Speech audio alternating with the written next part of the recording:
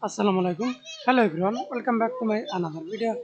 In this video, how to align heading in Excel for 2A.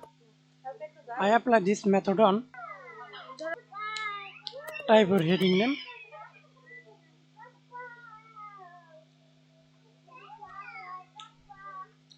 heading. Okay.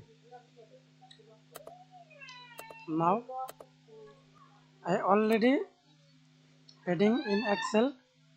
Okay. Let's now see this type heading, align heading, selection the cells or table. Right click mouse, go to format cells, a quick alignment, center across selection. Now click OK. Now see this automatically heading, align heading. Another way to heading, select the cells or table, mark and center. Now see this, align this left, right, center. Thanks for watching video. Please subscribe to my channel, like, comment.